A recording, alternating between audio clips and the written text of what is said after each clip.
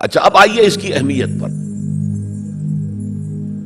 اہمیت یہ ہے کہ آج جیسا کہ میں نے کہا تھا کہ دنیا سکڑتی جا رہی ہے، فاصلے تو کوئی ہے ہی نہیں، اب کوئی معنی ہی نہیں۔ جیسے حدیث میں آیا تھا کہ دجال بات کرے گا ساری دنیا میں سنی جائے گی۔ آج کوئی دجال صاحب جو ہے واشنگٹن سے تقریر کرتے ہیں اور پوری دنیا میں سنی جاتی ہے۔ اب جو یہ دنیا چھوٹی ہو رہی ہے تو اس کا ایک منطقی تقاضا یہ ہے، یہ جو نیو ورلڈ آرڈر کی بات ہے یہ منطقی ہے۔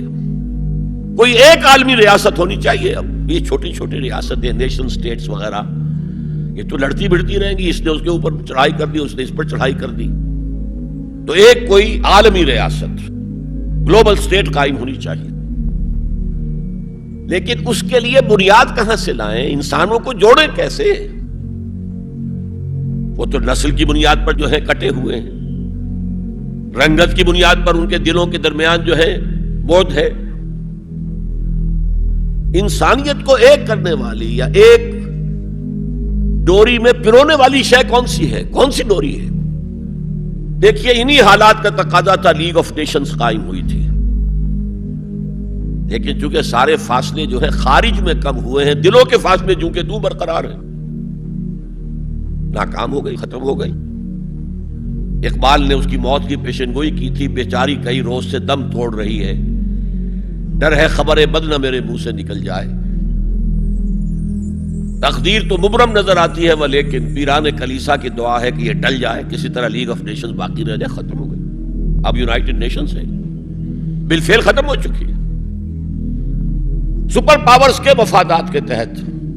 اور اب تو وہ سپر پاورز بھی دو نہیں رہی، سپریم پاور جو ہے وہ یونائٹڈ نیشنز کی اکثریت روکنا چاہے وہ نہیں رکتی۔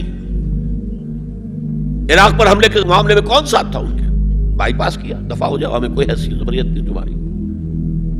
تو یہ بھی دم توڑ رہی ہے، یونائٹڈ نیشنز کا وجود کیا رہ جائے گا؟ بیچاری کئی روز سے دم توڑ رہی ہے۔ یہ عراق پر حملے کے ساتھ یہ ہے، اس کا دم جو ہے عالم نزاع شروع ہو چکا ہے۔ ڈر ہے خبر بد نہ میرے منہ سے نکل جائے۔ تقدیر تو مبرم نظر آتی ہے، تو اٹل نظر آتا ہے کہ یہ فیل ہو جائے گا، ادارہ ختم ہو جائے گا۔ پیران کلیسا کی دعا ہے کہ یہ ٹل جائے، وہاں دعائیں ہو رہی ہیں کہ ابھی یہ برقرار رہے۔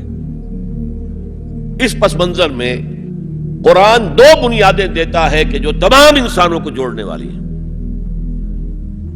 ایک وحدت الہ، وحدت خالق، تم سب کا خالق ایک ہی ہے، اللہ۔ اب ایوولوشن کی تھیوری ماننے والے کیسے مانیں گے کہ کوئی ایک اللہ ہے، کوئی ایک خالق ہے؟ تو نہیں مان سکتا۔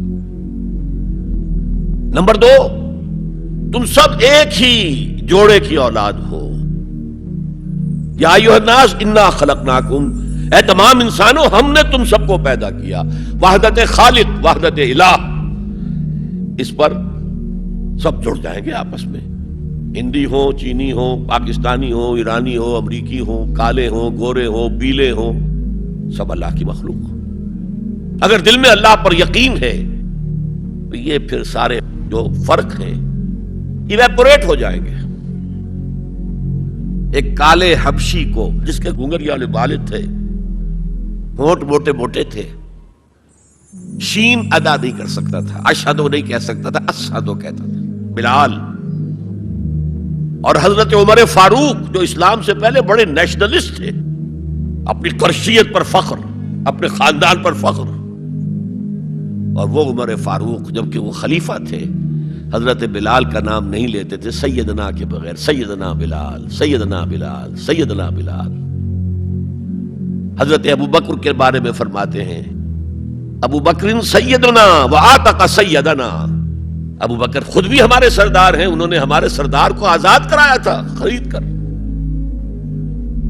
تو یہ فرق تو جب تک کہ آپ اللہ پر ایمان نہ رکھتے ہوں تو کوئی بنیاد ہی نہیں ہے۔ ہمارے ان کے درمیان کیا بنیاد ہے؟ پتہ نہیں کون سے قسم کے بندروں کی اولاد جو ہے ہندوستان میں بس رہی ہے، اور کون سے قسم کے شمپینزیز کی اولاد جو ہے وہ کہیں اور بس رہی ہے، ان کا تو کوئی رشتہ آپس میں ہے ہی نہیں۔ پھر یہ کہ وحدت آدم و حوا، انا خلقناکم، نمبر ایک، من ذکر و انثی، ایک مرد اور ایک عورت سے پیدا کیا۔ تو ایک تو اخوت دینی ہے، اخوت اسلامی ہے، وہ تو بڑی اونچی بات ہے. اخوت انسانی، تمام انسان. اب آپ فرمائیے حضرت حوا کے رحم پر جا کر تمام انسان ایک نہیں ہو جائیں گے؟ والدہ کے رحم کے اعتبار سے بہن بھائی جو ہیں وہ بھائی بھائی اور بہنیں ہیں. دادی کے اس پر جائیے تو ایک بڑا کنبہ وجود میں آ جائے گا. چچا تائے کی ساری اولاد اس میں مل جائے گی، اور اسی طریقے سے خالاؤں کی اور پھپھیوں کی اولاد شامل ہو جائے گی.